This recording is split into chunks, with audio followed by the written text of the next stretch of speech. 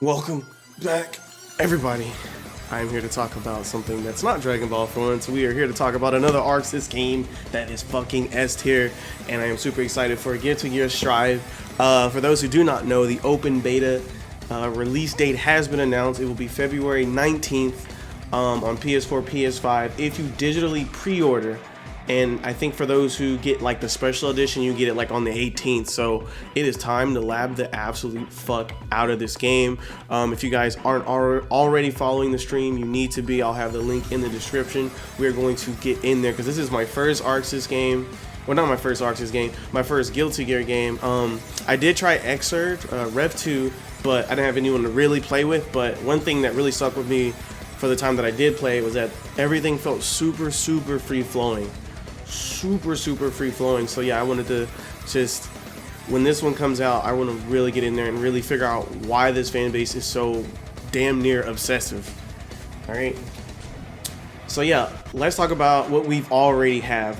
First of all, the game is visually fucking stunning. Like there's no question. Nothing looks better than this game. The music, y'all know we bumped this on my actual stream. All the previous Guilty Gear soundtracks, we got it all. I know the music is gonna be fantastic. I think some people were kind of like confused. They were like, why are there so many lyrics or something? I have no doubt the soundtrack's gonna be phenomenal. Dice Key's done nothing but greatness, so I'm sure gonna have a great time. So let's get to the meat of the game, the mechanics. I was kind of scared because a lot of I was just trying to take the word of the people that had already played the game, and they were like, the game is watered down, there's no combos, damage is too high. I kept hearing all these scary things, but I just recently took a look at some of the mechanical changes, and I coupled that with a little bit of experience I did have in Rev 2. Obviously, I have no competitive experience, but I really like what they're going for here. A more, dare I say, neutral heavy gameplay, but the air mobility is still there. You can block while you're in the air now. You don't have to use faultless defense to do that. So I think we're gonna see a lot of air movement similar to Dragon Ball in a way, and the Roman cancel system looks really dope. I don't even understand the possibilities there. I don't even know what's gonna happen, guys. February 18th, it's gonna be fucking huge, or 19th. It's gonna be huge because there's so many. I remember from Rev 2, man, you could just do whatever. If your brain wanted to do it and you had the meter, you could do it. And I don't think this is gonna be any different. I actually think this is a lot better because one thing I wasn't very cool with was the yellow Roman cancels, where you just kind of do a special move, and if you had the bar, you could cancel the frames of it and kind of push forward. A lot of people were like, a lot of offensive strategy was just like putting a hitbox that advanced on screen like a projectile, yellow Roman cancel, and use that to kind of cover your approach. It's not like it's really necessarily wrong with it. It was kind of lame. I didn't watch a lot of competitive play either, so I don't know how that technique evolved, but I used it a little bit in my matches, and I was like, wow, this is kind of busted. So I really like that you have to actually be near the opponent to actually use this, and I'm sure it's going to lead to a lot of very interesting stuff. But let's not get too deep into the mechanics. I just wanted to say that my stance on it is, I think it's going to be fine. I think there's going to be tons of air mobility. I think the Oki is not going to be an issue, and I think the fact that when the screen resets, kind of like when you lose a character in Dragon Ball, when you do those wall crash combos, is going to be fucking excellent. I'm a really big advocate for not letting the personal offense keep getting rewarded because they were on offense, if that makes sense. So yeah, that's enough on the mechanics. So let's talk a little bit about this lobby system. Apparently, as your rank goes up, you get access to more of these floors, and you can reach the top where all the elite players are. I think that's fucking awesome. I think it's gonna give people a reason to push, and with this little hub lobby area system thing that they're doing, I don't really know what to call it. It looks like you can just kind of like chill with people who are of your own skill level, or like maybe they'll put some party stuff in there. A lot of people are like looking down on it, but I think it's actually going to be really cool. Or I see a lot of potential. They've already said you don't have to worry about that. You can queue up for matches while you're in training mode, while you're even from the main menu. So I don't think it's going to be a big issue. I think that's going to be really cool for people to kind of add a little bit more of a social aspect to it all, because I think the real reason at the end of the day while we all play fighting games is just to like experience this experience with each other. And I think that them putting lobby systems in the game is them trying to get people to connect with one another. I think it'll be really cool. So I got no issue with it at all. But what does this mean for Dragon Ball Fighters? If you guys have been paying attention to the content cycle of the game, I think it's pretty clear that they're slowing down, and ArcSys has a really interesting problem in front of them. Do they focus their efforts on this game? Do they focus on Dragon Ball Fighters? And I think Persona is still a thing, right? Is there a Persona 5 Arena? I know we have Dungeon Fighter Online. I don't know if they still support Grand Blue Versus. If so, let me know in the comments. But yeah, Dragon Ball Fighters 2. I'm feeling pretty good because if the visuals in the first game were phenomenal, so imagine what's going to happen for the visuals in Fighters 2. And to kind of transition actually into what I wanted to talk about next, about like what we're not seeing, what they're not telling us right now. Are they going to do something similar to what they did in Dragon Ball? Because if you pay attention to Dragon Ball's evolution, over time they've opened the game up. Either made characters that weren't so competitively viable more viable.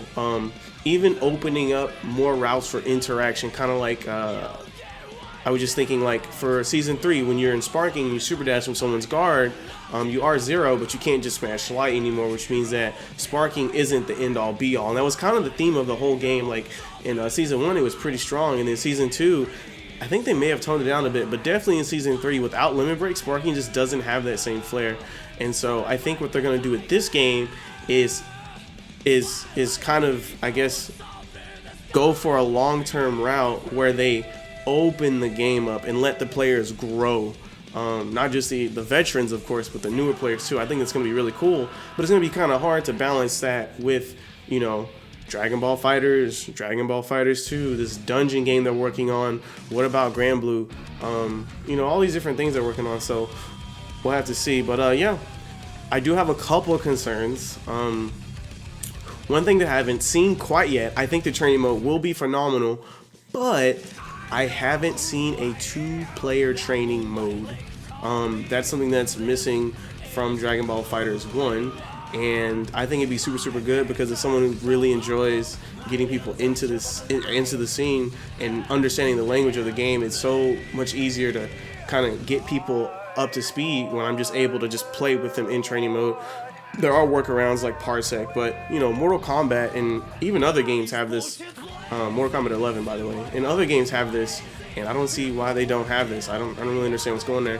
We have all this things going on with the lobby system, and we're adding rollback netcode. I don't see why we can't do this. So I don't know. I think this is even in Street Fighter Cross Tekken. Yeah, I remember training. Yeah. Anyway, speaking of Street Fighter Cross Tekken, actually, let's take a look, or let's have a little look at this little clip here. So you'll see for a second here that a little support character comes out, similar to, you know, Dragon Ball Fighters or Mortal Kombat 11's little support system. I'm just really waiting for the day when we're gonna finally see a fighting game that literally lets us queue up with our friends and play ranked 2v2. Like, I want to see a 2v2 game that's like truly 2v2. You know, like Dragon Ball Fighters, you have 3 characters versus 3 characters, but what happens when like each person controls that character and we have a tag system that really plays around that idea? Like, I'm super waiting for that. I think it's going to be huge, because nothing's better than, like, you know, just trying to make sure you and your homie are on the same level. Honestly, you know, like if you're experiencing the same fight as they are, you can go back through the VOD or even talk mid-match and be like, hey, this guy's doing this, we should work on this. And that whole process was really cool. I went through that with Street Fighter Cross Tekken, and I really wish that I hope they do the same thing for this game. And I guess my final concern would have to be, are there enough characters? You only see 15. Well, as of now, there will only be 15. They've already shown us 14. One more is going to be coming out, I think, in this month of February. But what's that content schedule looking at like, you know?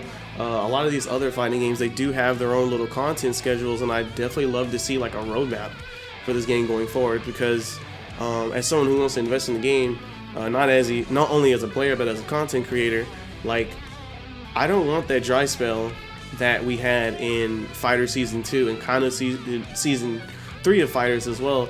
You know, COVID dropped, so it only makes sense, and it's only fair that people will take their time and, you know, do their work safely. But I want to see more. I want to see, like, Dragon Ball Fighters, they haven't added any new stages. I love to at least like listen to Goku in another language, like Spanish, for instance. That'd be freaking cool. Some of my viewers have told me about like the Spanish dub of the game. Is really, I mean, of the game, well, of the show is really, really cool. So I love to experience that, and I hope we get some more features like that to really fill the content bubble. Of course, there's, you know, the great story mode that is like all cutscenes. I think that's really, really cool. So you can really just focus on the lore. Speaking of the lore, if you're really trying to like immerse yourself in the game, you should totally check out this video that pretty much explains it all. I think this guy here puts it into the best words. He was the one that gave the lecture, so let me show you this here.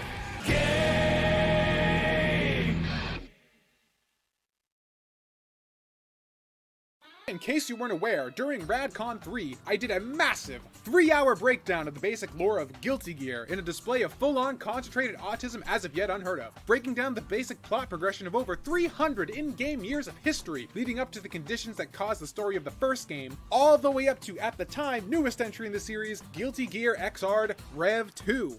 Yeah, you guys totally go check that out. It will be in the description below, but that was really all I wanted to say, guys. February 18th, 19th, we will have that up on the stream. I will make sure you guys get to see that. I will be labbing the living flip out of this game. We're going to learn it together, hopefully. And yeah, if you guys don't follow the stream, you need to. Go ahead and sub to the YouTube, because you know we're going to have videos out on that as we go through the journey, as we learn the smell of the game. But that's it for this one, guys. I will see y'all in the next video or on stream. Get out there and pre-order this game. Later.